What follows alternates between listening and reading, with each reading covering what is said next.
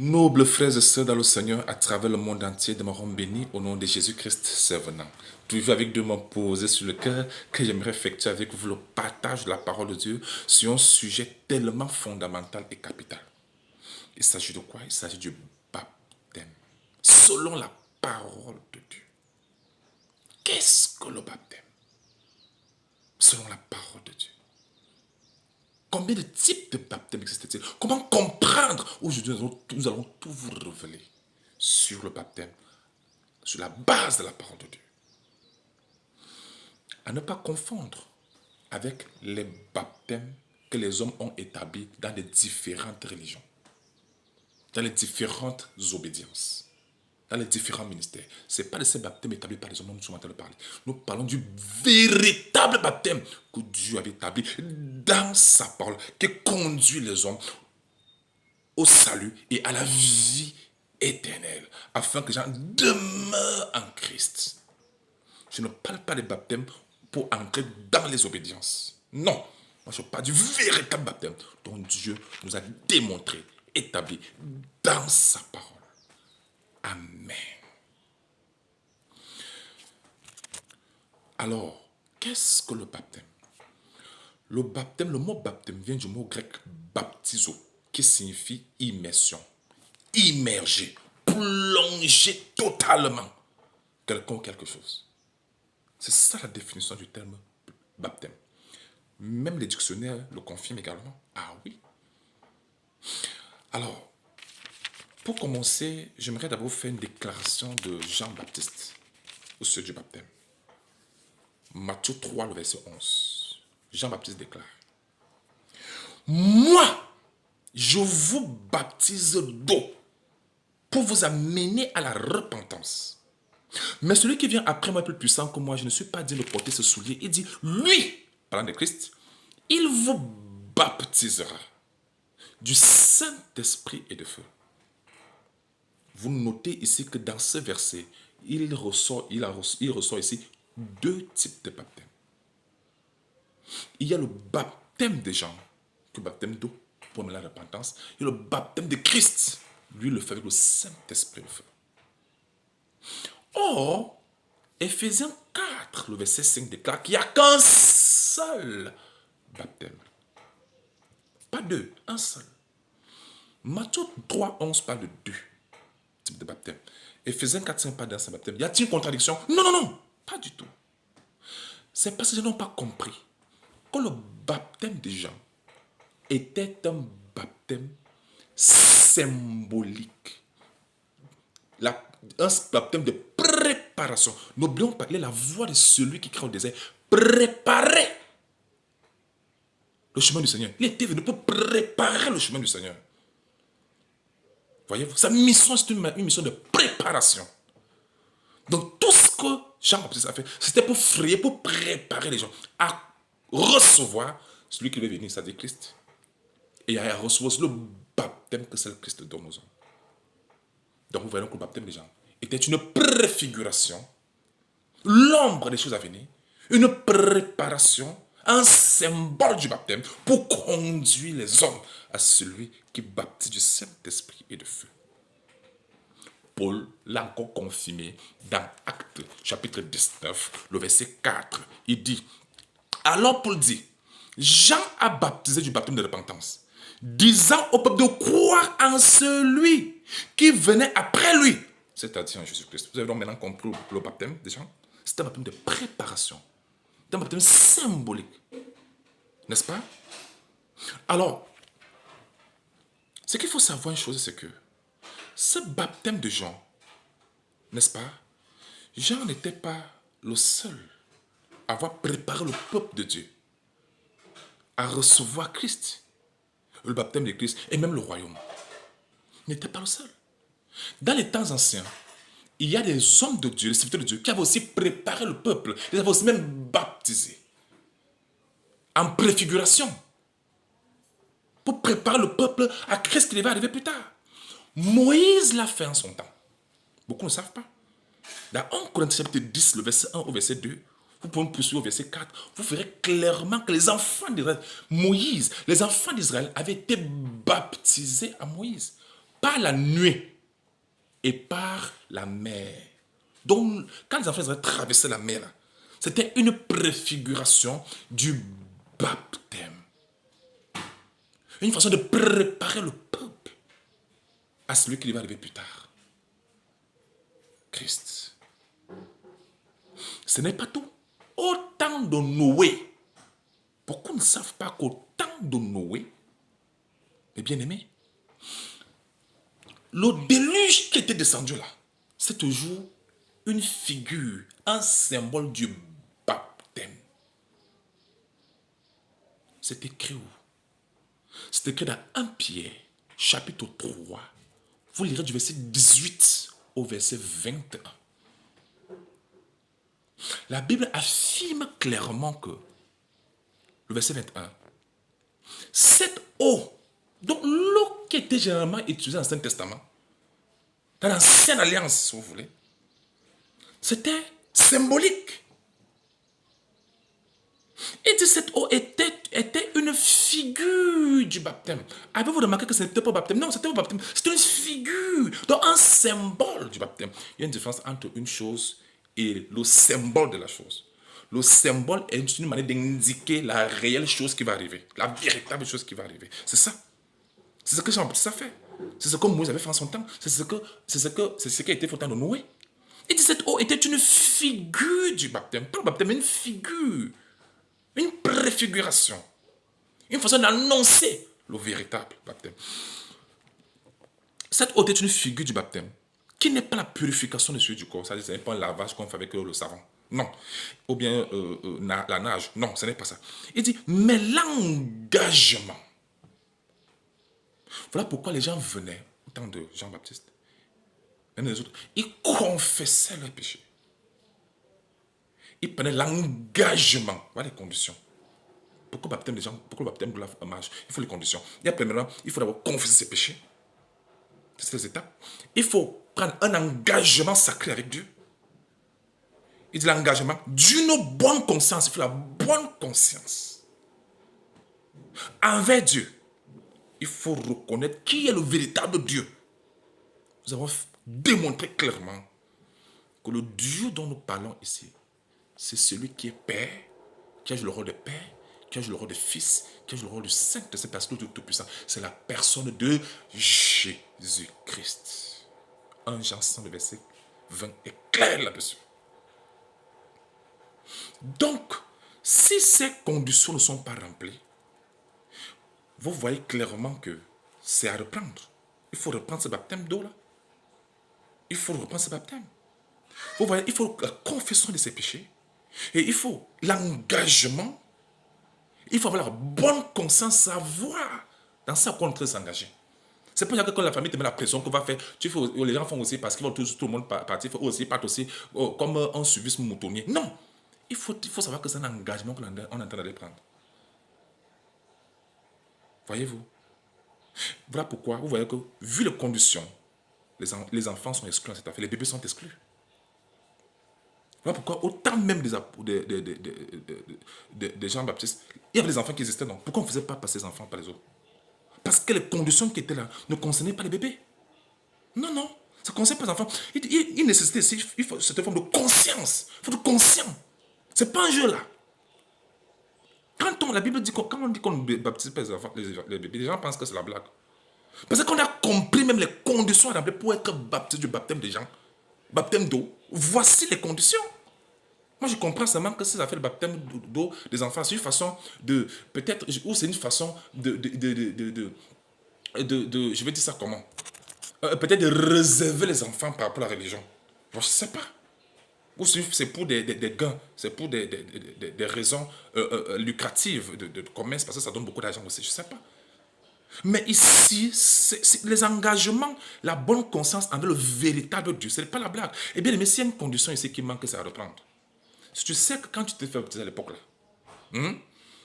tu n'avais pas confessé tes péchés sérieusement, et l'engagement que tu avais pris n'était pas un engagement sérieux, et que tu n'étais pas bien conscient de ce que tu faisais, ou bien on t'avait forcé, ou bien ce n'était pas envers le véritable Dieu qui est Christ, ça veut donc dire que ce baptême est à refaire. Parce qu'il faut remplir ces conditions. C'est pourquoi Dieu agrée ce baptême d'eau là. Ça, c'est très clair. Tous ceux qui se sont engagés se sont entrés dans le baptême ou bien ils ont été baptisés sans avoir pris l'engagement avec l'époux, qui est Christ lui-même, ça veut dire que ça refait. Ça refait. C'est comme, comme si on se marie, on prend l'engagement avec un Dieu qui n'existe pas. Le véritable Dieu, c'est la personne de Christ. Est-ce qu'on a bien compris le côté-là? Très bien. Qui maintenant vous sauve, vous aussi par la résurrection de Jésus-Christ. Voilà ça, le nom sort. C'est très clair, c'est pas la blague.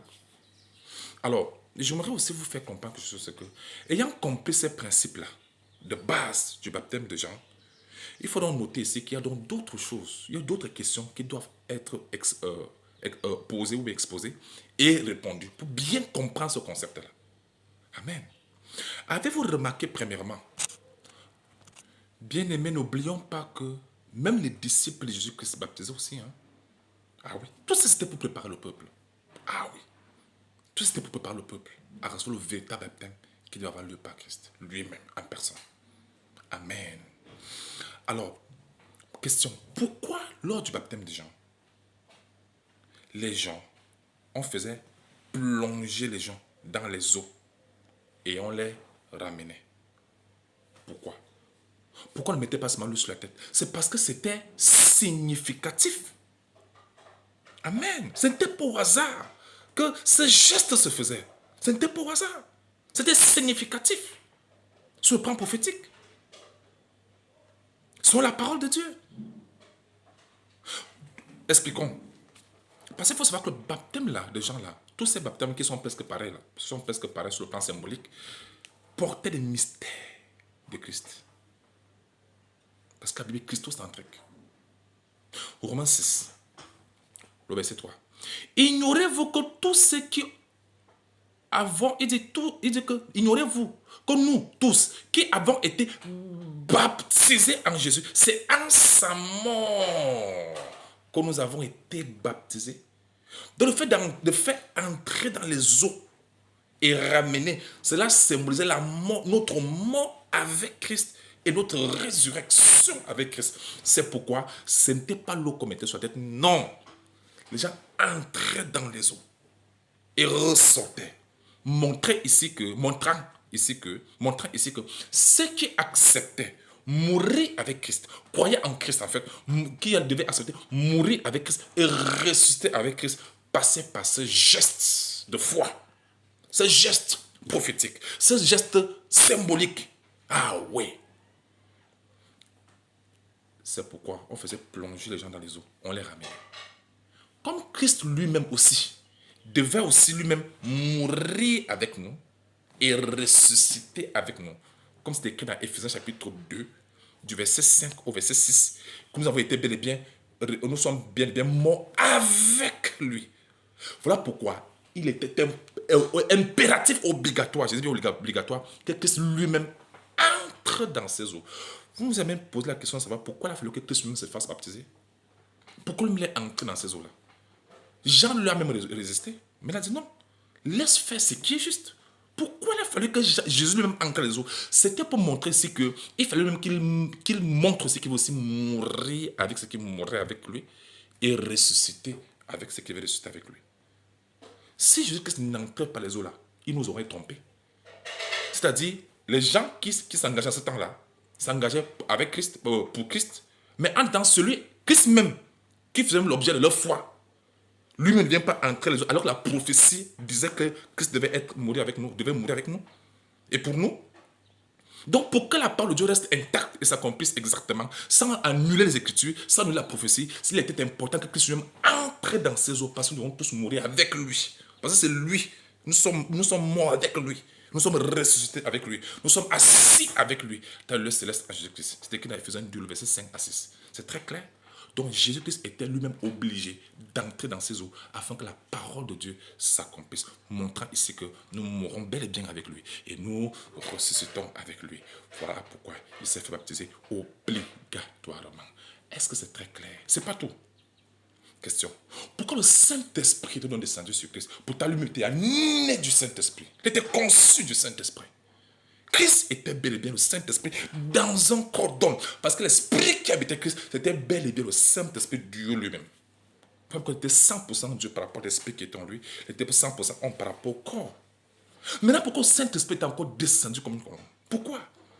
Les gens ne savent pas que, en réalité, c'était pour accomplir la promesse et le signe que Dieu avait promis, ou la promesse que Dieu avait faite à qui? À Jean-Baptiste. C'est écrit où? C'est écrit dans Jean chapitre 1, le verset 29 à 34. C'est Jean lui-même qui confirme qu'il ne connaissait pas Jésus. Il savait qu'il était l'agneau de Dieu, mais il savait qu'il était l'agneau de Dieu, mais il savait qu'il était le Fils de Dieu. Il dit que celui qui m'a appelé, m'a envoyé, m'a dit, celui sur qui tu verras l'Esprit de Dieu descendre, c'est lui qui baptise du Saint-Esprit de feu. C'est lui. Lisons ça, Jean chapitre 1, du verset 29 au verset 34. Donc c'était Dieu qui accomplissait la promesse qu'il avait faite à Jean. Le signe, c'était un signe pour Jean. Ce n'est pas pour dire que Jésus avait besoin du Saint-Esprit, il n'avait pas besoin, puisqu'il était lui-même conçu du Saint-Esprit. Pourquoi on cause Saint-Esprit? C'était par rapport à Jean. Jean 1, 29, 30. Est clair là-dessus. Est-ce que c'est bon pour tout le monde? Très bien. C'est pas tout. Avez-vous remarqué que ce baptême-là, de Jean-là, toujours, se passait toujours dans l'abondance d'eau? Dans une abondance d'eau. Pourquoi? Que ce soit Jean, le baptême de Jean, que ce soit Moïse avec la mer Rouge, que ce soit au temps de Noé, le déluge, beaucoup d'eau. Pourquoi l'abondance d'eau? Pourquoi les fleuves? Pourquoi cette abondance d'eau? Pourquoi que c'est au hasard?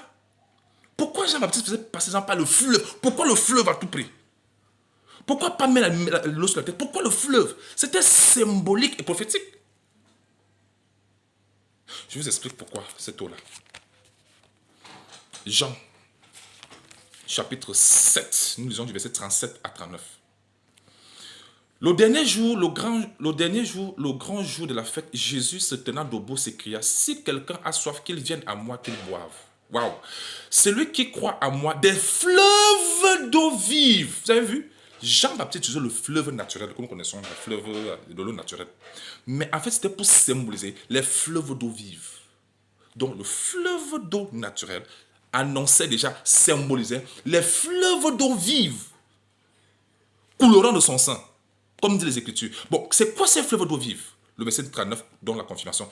Il dit cela de l'Esprit, on parle du Saint-Esprit, de l'Esprit que devaient recevoir ceux qui croiraient en lui. Car l'Esprit de Dieu n'était pas encore, parce que Jésus n'avait pas encore été glorifié. Donc l'abondance d'eau que vous voyez là, cette abondance d'eau-là, en réalité, c'était ce fleuve-là, naturellement, c'était pour symboliser le véritable fleuve d'eau vive qui représente le Saint-Esprit, dans lequel nous avons été tous baptisés. Comme c'est écrit dans 1 Corinthiens chapitre 12, le verset 13. Comme nous tous, nous avons été baptisés dans un seul esprit. Donc Jean-Baptiste, que ce soit Jean-Baptiste, que ce soit au temps de Noé, que ce soit au temps de Moïse, tous entrés dans les eaux. Ici, c'était pour montrer comment nous devons entrer dans le Saint-Esprit. Vous voyez maintenant? Donc cette abondance d'eau-là est une manière de symboliser le Saint-Esprit en abondance, qui est toujours Christ en abondance, qui est toujours la parole de Dieu en abondance. En Corinthiens 12, 13, nous avons été tous baptisés dans un seul esprit pour former un corps. Nous avons été abreuvés de cet esprit. Donc, ayant reçu Christ, qui est le Saint-Esprit en nous aussi, nous sommes entrés dans le Saint-Esprit également, en Christ. Amen. Donc, vous notez ici que les fleuves d'eau, les fleuves naturels là, que Jean-Baptiste utilisait, et l'abondance d'eau que les gens utilisaient au temps de Moïse et de Noé, en réalité, tout cela symbolisait le Saint-Esprit dans lequel nous avons été tous baptisés pour former un seul corps. Et c'est très clair. Amen. On a bien compris? Alors, pour clôturer la partie du baptême de Jean, c'est pourquoi ce geste-là? C'est parce que, vous savez, quand le peuple n'entend pas, ne comprend pas bien ce qu'on leur dit, il faut bel et bien passer par des gestes pour permettre aux gens de bien comprendre. C'est pour cela que Dieu permettait qu'il y ait ces choses de manière pratique. Voyez-vous? C'est comme ça. Pour que les gens puissent comprendre. Et aussi, la foi qu'on a, quand on croit, les œuvres doivent se suivre. C'est pourquoi Dieu permettait qu'il y ait cette pratique-là pour permettre aux gens, justement, de démontrer leur foi. Voyez-vous? Et de permettre aussi de bien comprendre. Amen. Alors, maintenant, ayant terminé avec la phase du baptême préparatoire, baptême symbolique qui se passe dans l'Ancien Testament, et par Jean aussi, maintenant, touchons le véritable baptême qui nous scelle à jamais à jamais pour Dieu et en Christ. C'est le baptême, le véritable baptême. C'est Christ qui le fait. Parce qu'il y a un seul baptême. Maintenant, il utilise quoi? Il n'utilise plus l'eau. Matthieu 3,11.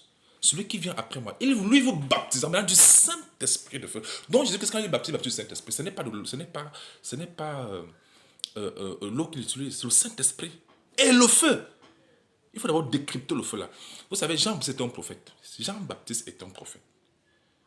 Comme tous les prophètes, il utilise le terme feu, qui est un terme prophétique, qui symbolise ainsi la parole de Dieu, pour votre information. Dieu l'avait démontré par le prophète Jérémie, dans Jérémie chapitre 5, le verset 14. Écoutez, c'est pourquoi ainsi parle l'Éternel, le Dieu des armées, parce que vous avez dit cela, voici, je veux que ma parole dans ta bouche soit du feu. La parole de Dieu, c'est ça le feu. Il dit, et ce peuple du bois, et que ce feu les consume, à ne pas confondre avec les feux de la cuisine, les feux de brousse et les feux de route. Ce n'est pas de ce feu-là que nous parlons. Nous parlons ici, il dit, ce feu les consume. On parle ici là, c'était une illustration prophétique de la véritable parole de Dieu. Amen. Donc, Jésus baptise du Saint-Esprit, la parole de Dieu. Vous comprenez? Donc, comme la parole de Dieu est Dieu, et que la parole de Dieu, c'est ça qui est le feu de Dieu, c'est pourquoi la Bible dit dans Hébreux 12, le verset 29, que Dieu lui-même est un feu dévorant. On n'a pas dit qu'il a un feu dévorant. Il est un feu dévorant. Donc, comme la parole de Dieu est le feu de Dieu, de même, Dieu lui-même est un feu dévorant. Donc, vous comprenez ici que le feu de Dieu, ce n'est pas le fire que les gens disent. Non, c'est Dieu lui-même. C'est la parole de Dieu. Quand tu libères la parole, voilà le véritable feu de Dieu. Qu'aucun démon ne peut résister. C'est très clair. La parole de Dieu, c'est le feu. Le vrai feu de Dieu. Luc 12, 49. Jésus dit, je suis venu jeter le feu sur la terre. Il reste à savoir s'il est déjà allumé. Quand il dit jeter le feu, ce n'est pas comme s'il venait déclencher l'incendie sur la terre. Non, on parle de la parole de Dieu allumée dans les cœurs des hommes sur la terre. Amen. On a compris que le feu, c'est la parole de Dieu. Comment est-ce que donc Jésus-Christ baptise les gens du Saint-Esprit? Comment est-ce qu'il le fait? Il le fait comment? Par quelle main? Par quelle alchimie? C'est ça la question. Par quelle méthode? Ça se fait ici. La réponse à cette question se trouve dans Galates chapitre 3, le verset 2 et le verset 5.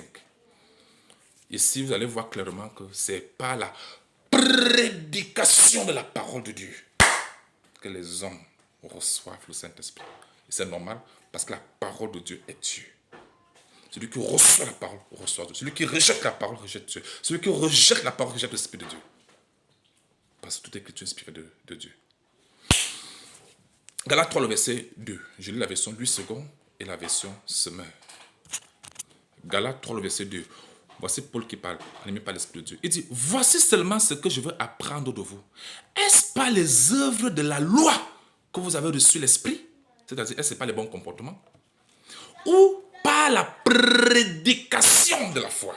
N'oublions pas, la foi vient de la parole de Christ. Romains 10, 17. Donc, quand on prêche la véritable parole, c'est par là où les gens reçoivent l'Esprit de Dieu, reçoivent Christ. Amen. C'est très clair.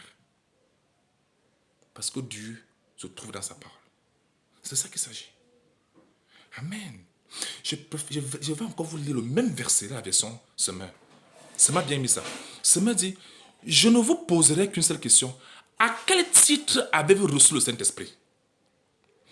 Est-ce parce que vous avez accompli la loi ou parce que vous avez accueilli avec foi la bonne nouvelle que vous avez entendue? Vous avez vu? Donc en réalité, c'est quand tu reçois la bonne nouvelle, la parole de Dieu authentique, et quand tu l'accueilles avec foi, vois le Saint-Esprit que tu as reçu, parce que la parole de Dieu, c'est Dieu lui-même. Voilà pourquoi, quand la parole que les gens reçoivent est faussée, l'esprit que les gens vont recevoir, que le peuple va recevoir, ça sera aussi un esprit faussé. La foi sera faussée. Tout sera faussé. C'est très pertinent ça. Le verset 5 confirme la même chose. Il y a là 3, le verset 5. Celui qui vous accorde l'esprit, ça dit l'Esprit Saint, et qui opère des miracles parmi vous, le fait-il donc par les œuvres de la loi ou par la prédication de la foi? Quand je dis ça, c'est aller prêcher la bonne nouvelle de toute la création, c'est libérer la parole, libérer l'Esprit de Dieu, libérer Christ à travers sa parole. Celui qui reçoit le Saint-Esprit, reçoit Christ. Celui qui rejette Christ. Voilà pourquoi la parole de Dieu déclare dans Proverbe 28, verset 9.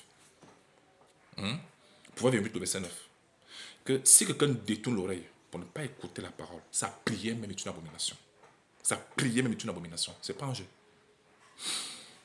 Et la version se met dit, voyons, lorsque Dieu vous accorde son esprit, on parle l'Esprit Saint, et qu'il accomplit parmi vous des miracles, le fait-il parce que vous obéissez à la loi ou parce que vous avez accueilli avec foi la bonne nouvelle que vous avez entendue? Bien aimé, l'Esprit de Dieu se trouve dans la parole de Dieu. C'est très clair. Ce n'est même pas étonnant, puisque Jésus lui-même l'avait dit dans Jean 6, 63. Il dit, mes paroles sont esprit et vie. Dans la version Louis II, on met esprit avec E majuscule, ce qui est gênant. Il y a une petite erreur là. Mais dans la version Semeur a aussi bien mis ça. La version Semeur a bien mis ça comme c'est les textes d'origine. Jean 6, 63. Écoutons les déclarations de Jésus. Vous savez bien que Dieu est esprit.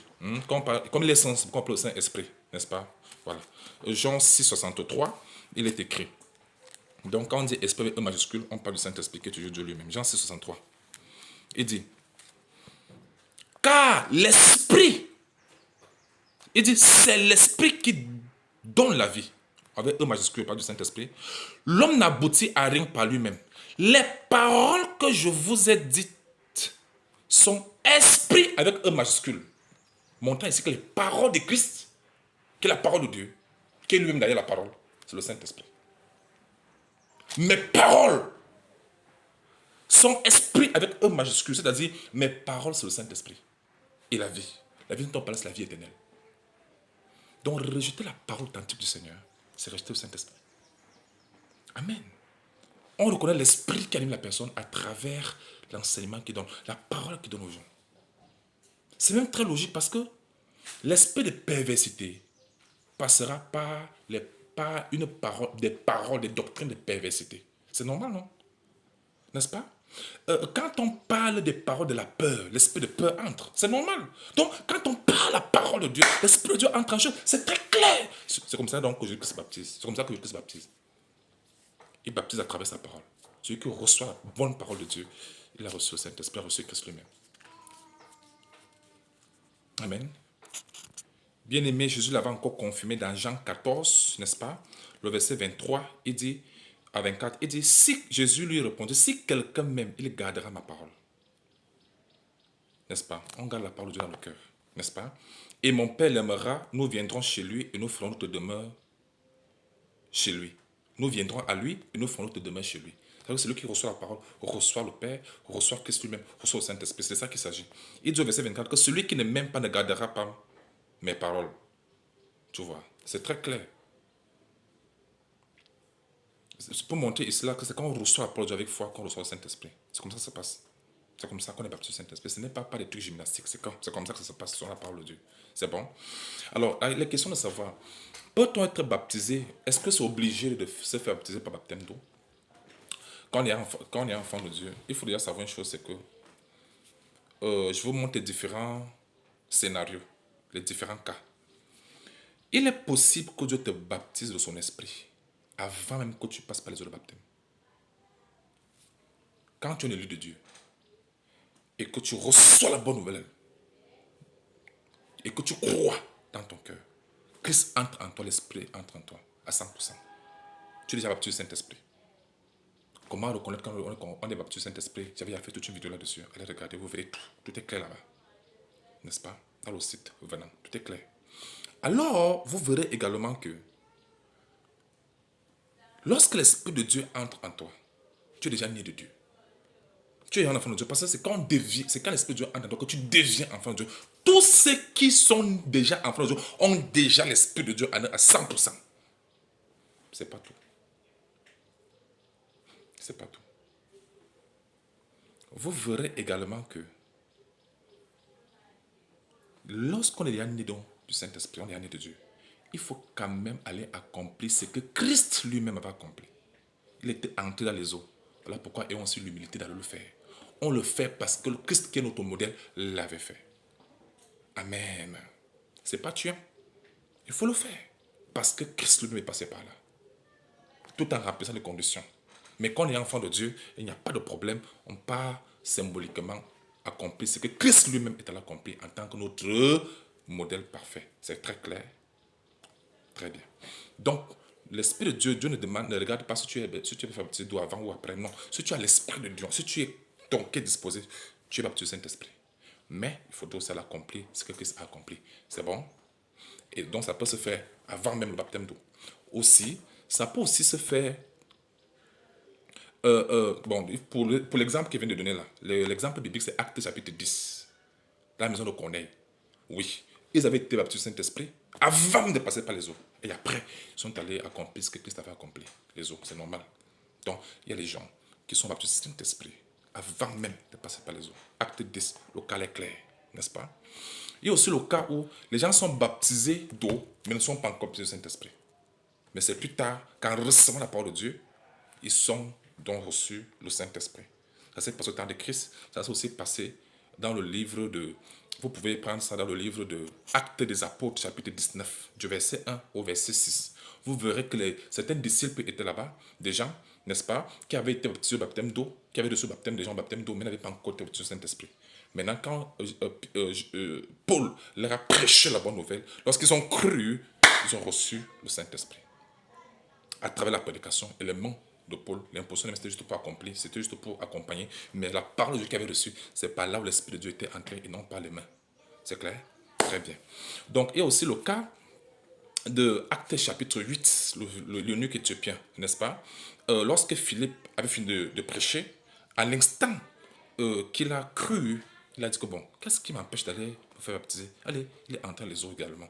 Donc, mon temps ici que quand tu es baptisé du Saint-Esprit, soit avant, soit après, si on n'a pas encore vraiment, si on n'est pas encore passé par le geste d'eau, c'est important quand même de le faire parce que Christ lui-même l'a fait. Et ça, c'est très clair pour tout le monde. Mais ce qui scelle le sort des hommes pour le royaume de Dieu, c'est le baptême du Saint-Esprit. Si quelqu'un est baptisé d'eau sans le Saint-Esprit, celui-là, c'est le meilleur va en enfer. Romains 8, 9 déclare, celui qui n'a pas l'Esprit de Christ, avec un majuscule l'Esprit de Dieu, il ne lui appartient pas. Romains 8, 9. Ah oui. C'est qu'il n'a pas l'Esprit de Dieu, l'Esprit de Christ, il ne lui appartient pas. C'est ce que Dieu a dit dans sa parole. Donc ce n'est pas un jeu, ce n'est pas une blague. C'est qui scelle le sort. Nous avons cru, nous avons été scellés. Éphésiens 1,13. Donc c'est l'Esprit de Dieu qui nous scelle. S'il n'y a pas l'Esprit de Dieu, on ne peut pas devenir enfant de Dieu. On est perdu à jamais. Amen. Donc, on a compris tout cela. Le baptême de Jean, le baptême de Moïse, le baptême de Noé, tout cela, c'était des baptêmes symboliques, préparatoires, qui annonçaient déjà le véritable baptême que Christ a accompli par sa parole. À tous ceux qui croient en la parole de Dieu, qui ont reçu la parole, vous avez reçu Christ. Si vous avez reçu Christ, voilà le Saint-Esprit que vous avez reçu. Parce que le Saint-Esprit, c'est toujours Christ lui-même, mais en forme d'esprit. Il est en moi à 100%, il est en toi à 100%, il est au ciel à 100%, il est au nord à 100%, il est... Voilà Christ. Amen. God bless you.